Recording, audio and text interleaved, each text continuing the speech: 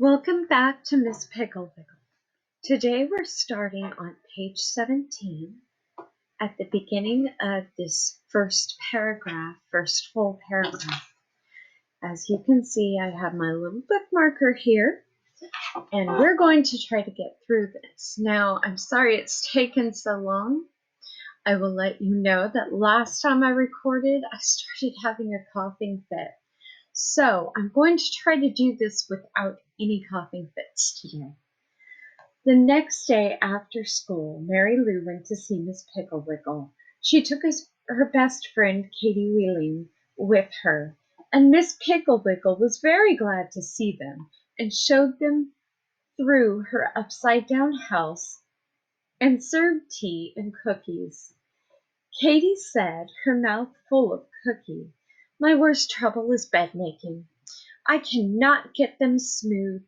I'd much rather do wash dishes like Mary Lou, but Mother won't let me change with my sister Sally, who washes the dishes, until I've learned to make beds properly. Oh, I just despise to make beds."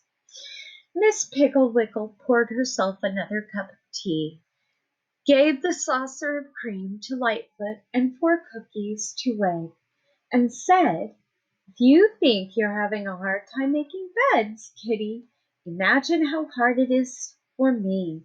You see, the cruel queen sleeps in my bed every night and inspects them every morning, and if she finds a single wrinkle, even one as big as a pin, she will have me thrown in a dungeon. Come upstairs and I'll show you how I have to make beds." They went upstairs, and Miss Piggle-Wiggle threw off the covers clear off 1 foot of her own bed. Then she had Kitty help her make it, and when they finished, it was as smooth as the floor, no wrinkles. Miss Piggle-Wiggle said, "The secret is to throw the covers way back. You simply cannot smooth up a bed, because if you do, there might be a wrinkle down by the foot, and of course, changing pages, look at that.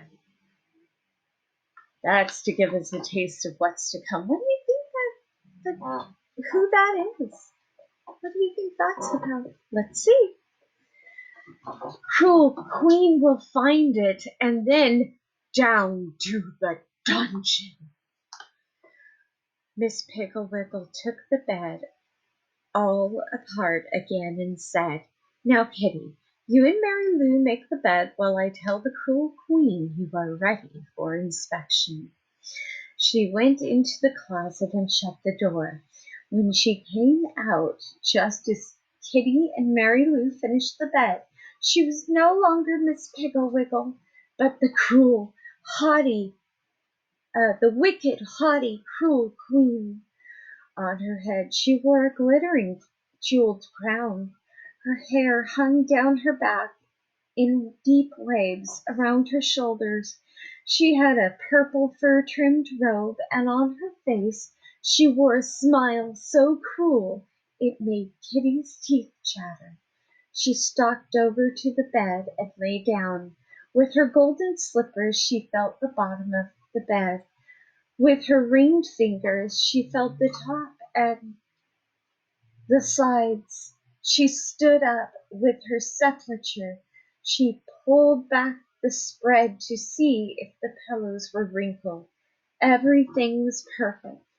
The cruel queen's face became convulsed with fury.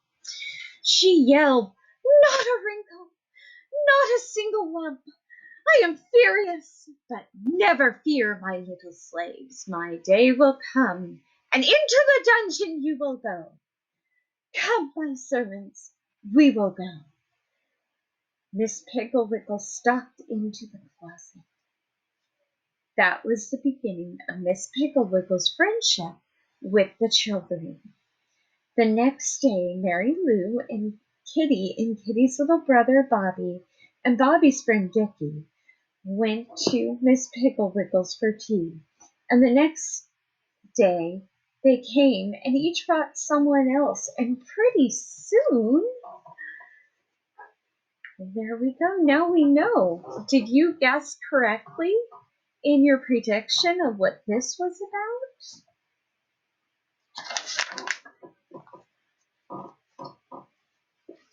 Every single child in town had been or was going to Mrs. Piggle-Wiggle's. She showed Bobby how to sneak out and get the fireplace logs without being caught by the Indians. She showed Dickie how a lawnmower is really a magic machine that mows down enemies millions and billions at a time. She taught Max how to take out the ashes without making a sound and leaving a trace to show the train robbers who were on his tail that he and the sheriff had camped there that night. Mrs. Piggle-Wiggle certainly knew how to make work fun, and she also knew there were certain kinds of work that children loved to do even though they did not know how very well, like painting and ironing and cooking and carpentry.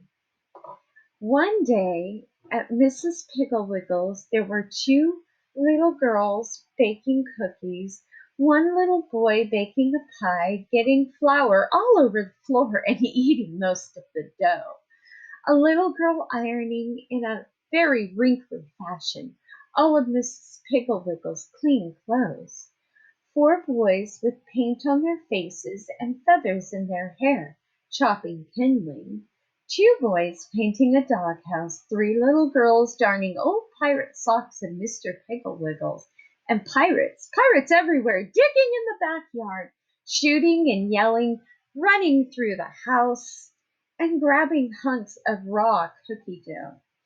Mrs. Piggle-Wiggle was sitting in a corner of the living room. Let me find it for you. Sewing on doll clothes. She was wearing the jeweled crown, and Kitty Wheeling was standing beside her throne, which was a chair with a tablecloth draped over it, dripping her hairbrush in a glass of water and making Mrs. Piggle-Wiggle's hair into long wet curls. Mrs. Kitty said, "Your Highness, shall I use the gold or the silver hairpins?" Mrs. Piggle-Wiggle said, "Oh, let's use the ones with the diamonds in them, hairdresser. They look better with this crown."